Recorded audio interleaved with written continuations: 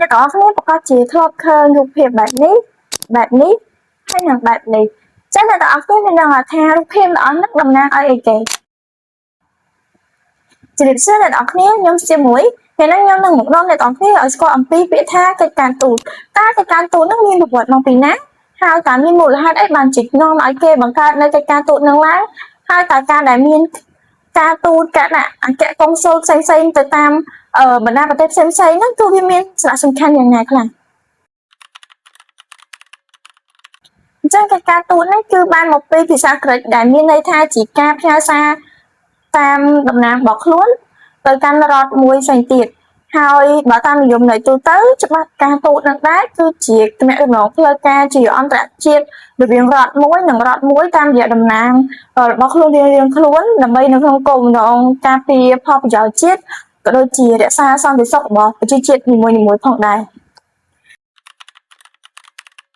ដូចដែលយើងដឹងហើយថាការបញ្ជូនសារតាមរយៈតំណាងរបស់ខ្លួនហ្នឹងគឺមានតាំងពីយូរលង់ណាស់មកហើយប៉ុន្តែហេតុអីបានជាគេបង្កើតឲ្យមានច្បាប់ការទូតនឹងឡើងអញ្ចឹងតាមមានមូលហេតុនៅពីក្រោយអីខ្លះដែលនាំឲ្យច្បាប់ការទូតនេះលេចឡើងនៅក្នុងឆ្នាំ1958ហើយក៏ដូចជាមានការដែលគេនិយាយពី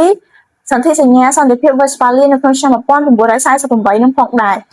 ដូច្នេះខ្ញុំនឹងប្រាប់អ្នកទាំងអស់គ្នាអំពីប្រវត្តិនៃការបង្កើតច្បាប់ការទូតនេះឡើងក៏ដូចជាការបង្កើតនៅសន្ធិសញ្ញាវេស្ប៉ាលីនៅក្នុងឆ្នាំ1948ផងដែរអញ្ចឹងដំបូងឡើយដែលនាំឲ្យមានការបង្កើតនៅច្បាប់ការទូតនេះឡើងគឺដោយសារតែនៅក្នុងសហភាពអឺរ៉ុបគឺមានការឆ្លោះប្រកែកគ្នាច្រើនពេករហូតដល់គេហៅថាបង្កើតមាននៅសង្គ្រាមរ៉ាំរ៉ៃរយៈពេល30ឆ្នាំគឺសង្គ្រាមសាសនាដែលកើតរវាងសាសនាគ្រឹះនិកាយកាតូលិកជាមួយនឹងសាសនាគ្រឹះនិកាយប្រូតេស្តង់អញ្ចឹងពីដើមឡើយនៅអឺរ៉ុបគឺគេមានការគ្រប់នៅសាសនាគ្រឹះដែលមានតាមនិកាយទេគឺនិកាយកាតូលិកហើយនិកាយកាតូលិកហ្នឹងគឺមានសម្ដេចប៉ាបមួយសម្រាប់មើលការខុសត្រូវមានន័យថារាល់ការបដិបត្តិធម៌ផ្សេងៗហ្នឹងគឺមានសម្ដេចប៉ាបហ្នឹងជាអ្នកណែនាំក៏ដូចជាអ្នកមើលការខុសត្រូវហើយសម្ដេចប៉ាបហ្នឹងគឺគាត់មានអំណាចខ្លាំងណាស់អាចនិយាយបានថាគាត់មានអំណាចលើព្រះរាជាទៀតចឹងហើយការដែលសម្ដេចប៉ាបមានអំណាចខ្លាំងអញ្ចឹងធ្វើឲ្យស្ដេចខ្លះគឺគាត់មានអារម្មណ៍ថាគាត់អត់ពេញចិត្តជាមួយនឹងអំណាចរបស់សម្ដេចប៉ាបទេចឹងទៅគេបង្កើតឲ្យមាននិកាយមួយទៀតគឺនិកាយប្រូតេស្តង់ដែលមានការអធិដ្ឋានដោយផ្ទាល់ហើយនិកាយប្រូតេស្តង់ហ្នឹងគឺមានសម្ដេចប៉ាស្ទ័រហ្នឹងជាអ្នកដែលមើលការខុសត្រូវហ្នឹងប៉ុន្តែសម្ដេចប៉ាស្ទ័រក៏អត់មានអំណាចខ្លាំងដូចជាសម្ដេចប៉ាបទេមានន័យថាគាត់អំណាចរបស់គាត់គឺត្រឹមតែស្ថិតនៅក្នុងការគ្រប់គ្រងនៅក្នុងរង្វង់សាសនាហ្នឹងទេចឹងទៅធ្វើឲ្យមានចំនួនរវាងនិកាយប្រូតេស្តង់និងនិកាយកាតូលិកហើយឈានដល់ការដែលមានសង្គ្រាមរ៉ាំរ៉ៃរយៈពេល30ឆ្នាំផងដែរដំបូងឡើយសង្គ្រាមហ្នឹងគឺអត់ទាន់ផ្ទុះឡើងខ្លាំងទេប៉ុន្តែចាប់ផ្ដើមផ្ទុះឡើងខ្លាំងហ្នឹងនៅពេលដែលក្រុមពួកនិកាយប្រូតេស្តង់បានចាប់បោះមន្ត្រីតំណាងប្រជាកាតូលិកចេញពីបង្អួចអញ្ចឹងសង្គ្រាមហ្នឹងធ្វើឲ្យផ្ទុះឡើងខ្លាំងហើយវាបន្តអស់បំលាយរយៈពេល30ឆ្នាំធ្វើឲ្យអឺរ៉ុបពេលហ្នឹងគឺមានការខ្ទេចខ្ទាំក៏ដូចជាខូចខាតខាងសេដ្ឋកិច្ចយ៉ាងខ្លាំងចឹងហើយទៅធ្វើឲ្យភាគីទាំងពីរនឹងជួបគ្នានៅតំបន់ Westphalia ហើយបង្កើតបានជាសន្ធិសញ្ញា Westphalia នៅក្នុងឆ្នាំ1948ហើយបង្កើតឲ្យមានច្បាប់ការទូតដែលប្រទេសទាំងអស់នៅលើពិភពលោកចាប់ផ្ដើមអនុវត្តតាំងពីពេលហ្នឹងមកត្រឡប់មកវិញបើយើងនិយាយអំពីការដាក់ទូតឬក៏ស្ថានទូតផ្សេងៗវិញក្នុងស្ថានទូតនីមួយៗហ្នឹងគឺមានបែងចែកសមាជិកការទូតជា4ផ្នែកសំខាន់ទី1នេះគឺយើងនិយាយអំពីប្រមុខបេសកកម្មអញ្ចឹងប្រមុខបេសកកម្មហ្នឹងគឺតំណាងឲ្យអគ្គរដ្ឋទូតឬក៏អគ្គរដ្ឋទូតមួយដែលគាត់តំណាងឲ្យរដ្ឋរបស់ខ្លួននៅក្នុងប្រទេសដែលរដ្ឋរបស់គាត់នឹងដាក់ទូត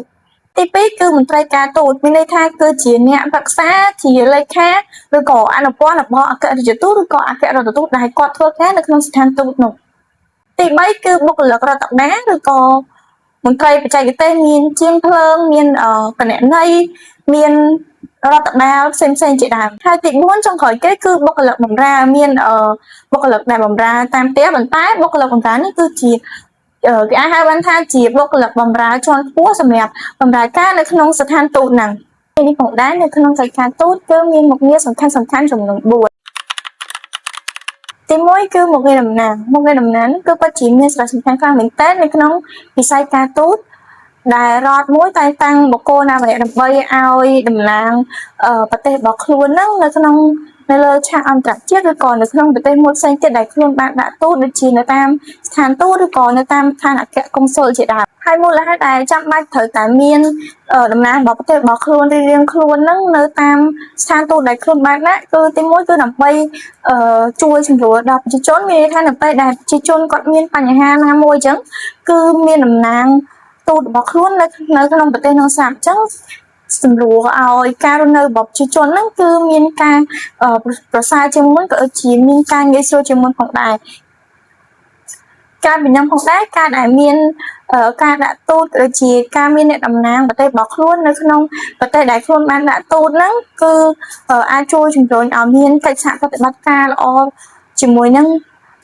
ប្រទេសដែលខ្លួនបានដាក់ទូតហ្នឹងមួយវិញទៀតការដែលមានតំណាងការទូតនៅតាមស្ថានទូតដែលខ្លួនបានដាក់ទូតហ្នឹងគឺជួយជំរុញឲ្យមានការបង្កើតជាចំណងមិត្តភាពក៏ដូចជាកិច្ចសហប្រតិបត្តិការអន្តរជាតិល្អជាមួយនឹងប្រទេសផ្សេងៗផងដែរហើយមិនតែប៉ុណ្ណោះក៏វាបង្ហាញអំពីអត្តសញ្ញាណជាតិថាប្រទេសរបស់ខ្លួនគឺជាប្រទេសមួយដែលមានទំនាក់ទំនងល្អជាមួយនឹងប្រទេសផ្សេងៗនៅតាមបណ្ដាពិភពលោកហើយក៏អាចជួយជំរុញឲ្យមានការកំណើនអ្នកវិនិយោគទុនក៏ដូចជាកំណើនភ្ញៀវទេសចរមកកាន់ប្រទេសរបស់ខ្លួននិងផ្សព្វផ្សាយវប្បធម៌ទៅកាន់ប្រជាពលរដ្ឋបរទេសផងដែរពីរគឺមុខងារការពារជាតិនេះដែរបង្កើតឡើងដើម្បីការពារផលប្រយោជន៍ជាតិសន្តិសុខជាតិក៏ដូចជាការពារសិទ្ធិសេរីភាពរបស់ប្រជាជនហ្នឹងឲ្យកាន់តែមានការល្អប្រសើរនិងមិនឲ្យមានការរំលោភបំពានពីសំណាក់ជនបរទេសផ្សេងៗហើយទី3គឺមុខងារចរចានេះគឺមានទូនាទីនៅក្នុងការដោះស្រាយទំនាស់ដូចជាវិវាទផ្សេងៗនៅក្នុងប្រទេសហ្នឹងឧទាហរណ៍ដូចជាមានបញ្ហាឬក៏ចំនួនអីណាមួយគឺមានមុខងារចរចាហ្នឹងដើម្បីចរចាដោះស្រាយនៅចំនួនក៏ដូចជាវិវាទហ្នឹងបញ្ហាមួយហ្នឹងគឺដើម្បីឲ្យមានការដោះស្រាយកាន់តែឆាប់រហ័សហើយចុងក្រោយគេគឺមុខងារផ្ដល់ព័ត៌មាននេះដែរគឺមានមុខងារនៅក្នុងការប្រមូលទិន្នន័យក៏ដូចជាវិភាគព័ត៌មានហើយក៏ដូចជាផ្សព្វផ្សាយព័ត៌មានសម្រាប់ឲ្យប្រជាពលរដ្ឋគឺគាត់បានដឹងទៅជាមួយនឹងព័ត៌មានដូចជាព័ត៌មានក្នុងស្រុកក៏ដូចជាព័ត៌មានអន្តរជាតិផ្សេងៗផងដែរហើយក៏បានជួយផ្សព្វផ្សាយនៅវប្បធម៌របស់ប្រទេសខ្លួននឹងឲ្យកាន់តែមានប្រជាជនផ្សេងៗនៅបរទេសនឹងមានការស្គាល់កាន់តែទូលំទូលាយស្របមកវិញកិច្ចការទូតនឹងគឺពិតជាមានសារៈសំខាន់យ៉ាងខ្លាំងសម្រាប់ប្រទេសនីមួយៗព្រោះបើសិនជាអត់មានកិច្ចការទូតទេអញ្ចឹងយើងអត់មានកិច្ចការទូតអត់មានអ្នកការទូតឬក៏អត់មានតំណាងទូតណាមួយទេអញ្ចឹងធ្វើឲ្យការទំនាក់ទំនងគ្នារវាងប្រទេសមួយនិងប្រទេសមួយហ្នឹងមានផលវិបាកផងដែរដូច្នេះវីដេអូរបស់ខ្ញុំគឺបានឈានចូលមកដល់ទីបញ្ចប់ហើយអរគុណដល់អ្នកគ្រូនិងអរគុណអ្នកទាំងអស់គ្នាដែលបានចំណាយពេលវេលាដ៏មានតម្លៃមកទស្សនានៅវីដេអូរបស់ខ្ញុំ